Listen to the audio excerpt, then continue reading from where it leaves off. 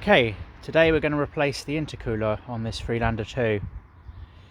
We start by removing the headlights, which is 2 bolts you undo here, and then back here there's this little lever you pull up and then the whole headlight comes out dead easy. Bolts off. There's the little lever, pull in. Now once you pull the lever, you can wiggle the whole thing out, like so, and disconnect the plug at the back there. Right, so as you can see, already we're starting to make it look a bit like a breaker, which is always good. We've I put the bolts back in because it's always good not to lose them then, isn't it?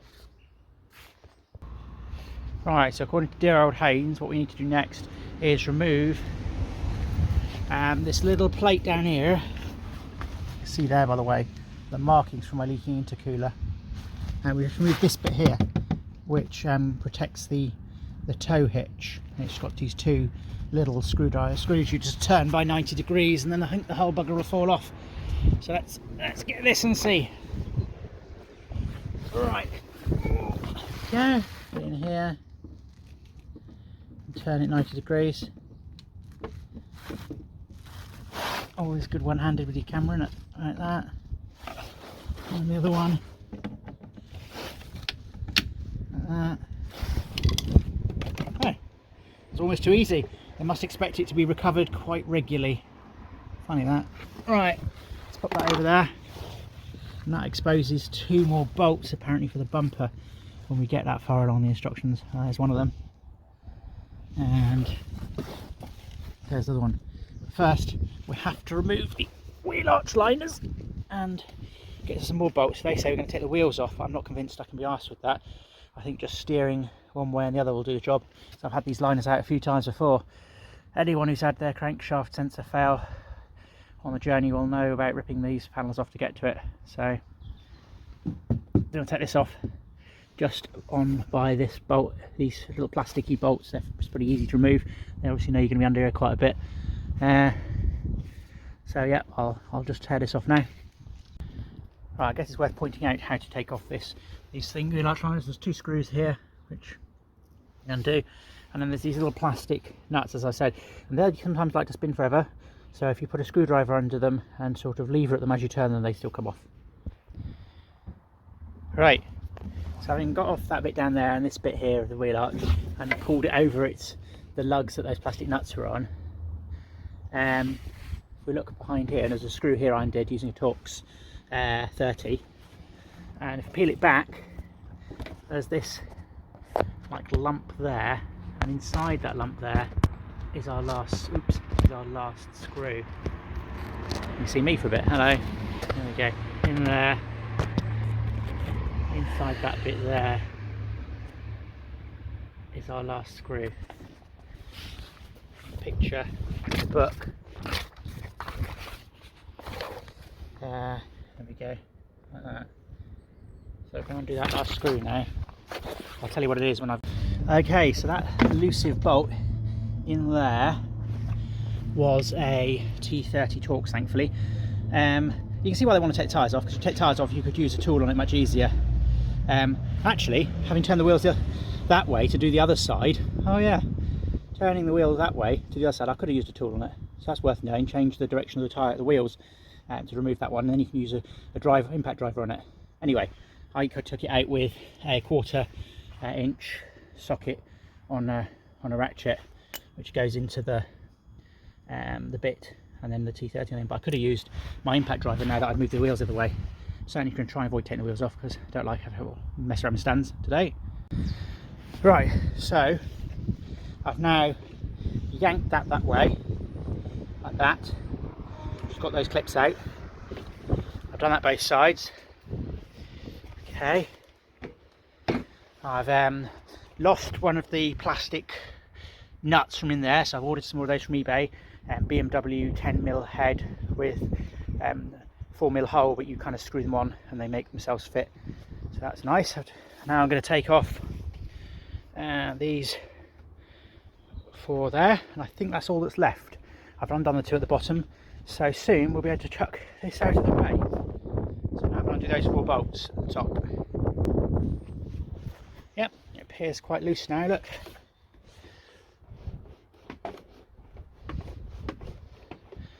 So now, of course, I've got to undo the little pipes that do the windscreen wash, the headlight washers, and I've got these little spotlights on there, which you can see have got clips on the back. So I shall undo those 2 lights, undo the pipes to the washers, and I think that's all the gadgetry on my front bumper. Have a look. Yep, so let's do that.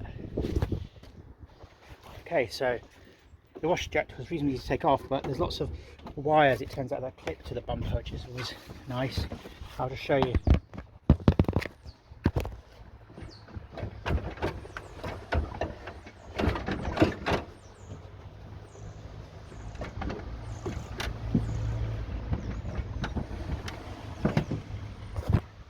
There, see? All those wires are clipped on there, so I'm going to unclip those wires from their bumper positions. Ah, stop press, look. There's a plug there on the which connects to the fog lights. So I don't need to disconnect the backs of the fog lights, I just need to pull out that plug. And there we have it. Freelander Destruction Part 1 complete. Now looking just like the other one on the Freelander forum. Lovely. So next I need to remove that crash beam at the front, which looks to be secured by 4 to the top to the bottom, big old bolts. Yeah, let's get those undone. I'll tell you what size they are in a sec. I've tried every socket in my box. I'm going to guess for a 16. What do we reckon? No, bigger. Should we go 18 and find it's 17? It's 17. There's a surprise. Let's have a look, see if it's 17. It is 17, so it's a 17 mil to take off the crash beam. It's worth pointing out that having an impact wrench with a socket adapter on it is an amazing tool for doing these sort of things. Makes life very easy to get off those bolts. Oh, I thought it was going to fall off then, the crash beam. Lovely surprise behind the bumper. I should have watched somebody else's video probably. The horns behind there. So you have to undo the clips along the back and undo the 2 plugs for the dual horn, and then the crash beam comes off. Next I need to lift this big lump off, I suppose, of plastic, and it's held on by these single 2 push out pins at the bottom on each side. There's nothing looking to hold it at all at the top, except, well, it's come off easy.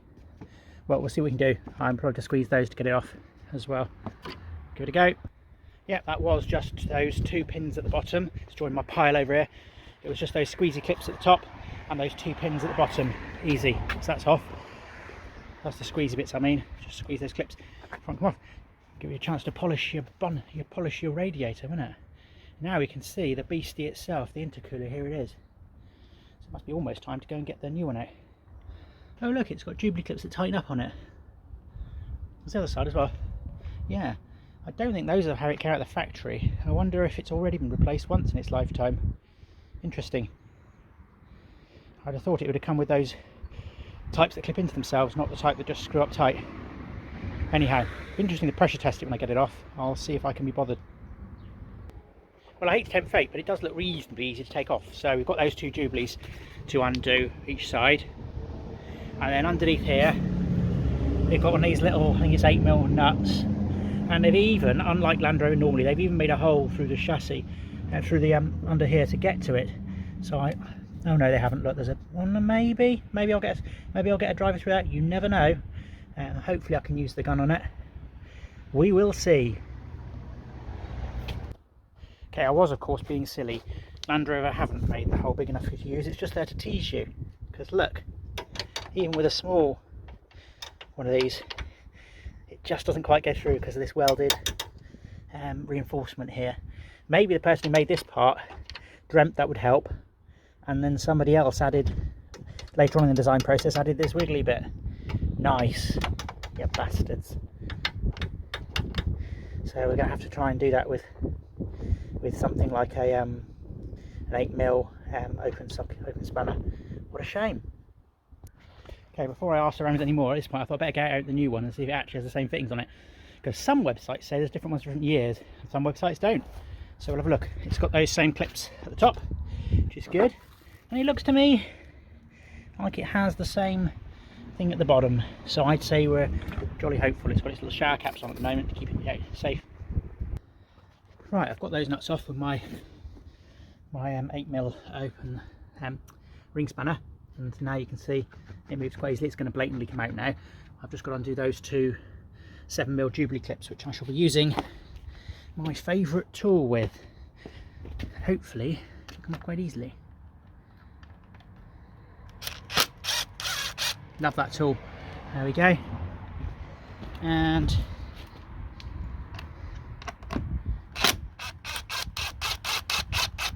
there we go. All nice and loose. So now hopefully this whole beastie's going to lift off. Let's find out. I'll just pause you and loosen the pipes a bit. By the way, I'm kind of hoping that it wasn't just a drip from the Jubilee clip there. I probably will use some Hylamar on it when I put it back on the join. Yeah, probably. Okay, so it does need a little bit of encouraging, so I'm just carefully put the screwdriver in there and running it round. And there we have it. It's off.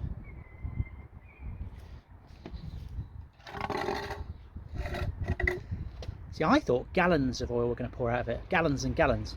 Actually, not really. Nothing pouring out of it. Maybe it never gets that far. About in here. Yeah, it's oily, but it's not like completely full of oil or anything. Quite surprised about that. Maybe it's all gone back down the other way.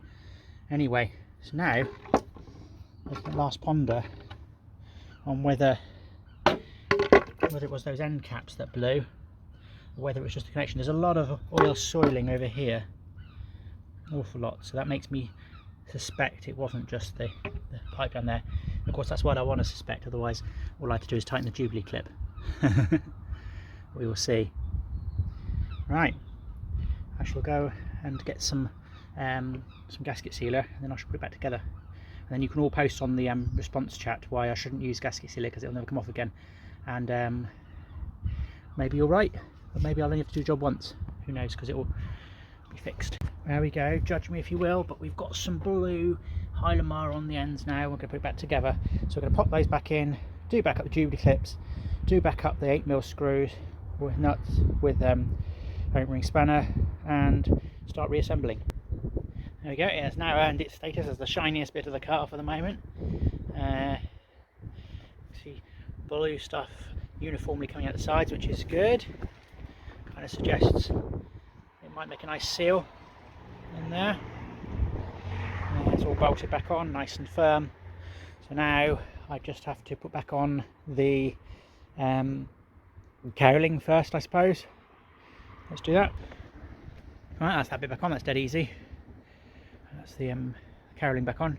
Now crash barrier, crash beam, making sure that we reconnect the horn. Now I always say that fate has a cruel sense of humour, so we're not going to tempt it. So I put it back on, I haven't bolted it back up. I'm going to go and press the horn, check it actually works still, because it'd be a shame to take it all to bits again just because the horn doesn't work, wouldn't it? Horn does work. We're okay. Once again, now that the horn's worked, it's time to bring out my very favourite tool again. Can't sing the praises of this enough for these sort of jobs. Well worth you earning it. Just do this up.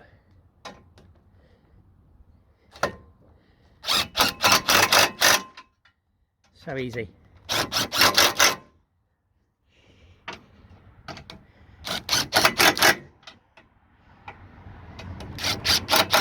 And the same the other side. Note that for all the praises I sing of my buzzing impact driver, I still do the last bit up by hand, just so I can feel it's nice and tight. Now, before you rehang the bumper, make sure you put your hose pipe back along the inside of the bumper in all the clips down there, and reconnect it back to the washer jet on that side. Because it'd be kind of shame to be squirting it all on the floor later, wouldn't it?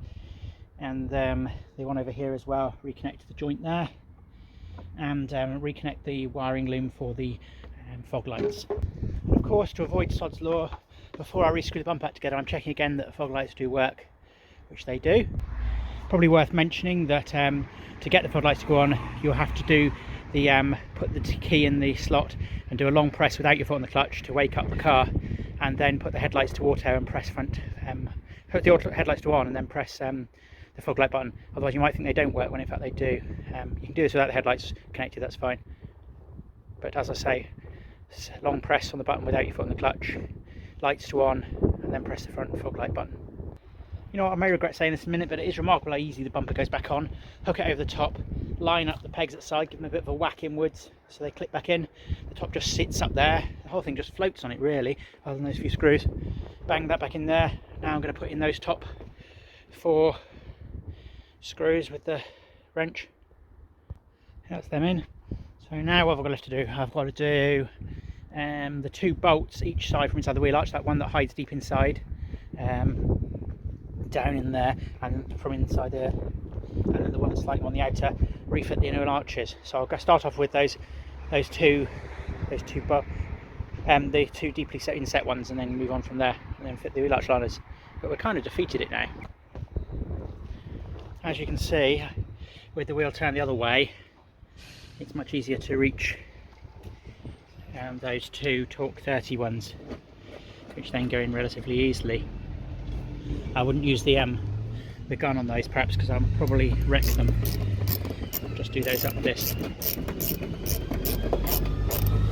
There you go. So now I've just got to put in those 2 plastic ones and repeat it on the other side. Well, I won't be putting all the plastic ones on like last time because I lost one of them, but they're on order from eBay. Oh, I forgot to say, I'm not going to put this side's inner thing back on because I had the misfortune of noticing while I was here that my belt is pretty shagged, even though I changed it a couple of years ago. So the inner bit's all coming away, so I'm going to go and buy another one of those from the parts place and then put that on first. Right, and there we have it. We've got the inner wheel arch liner back in both sides.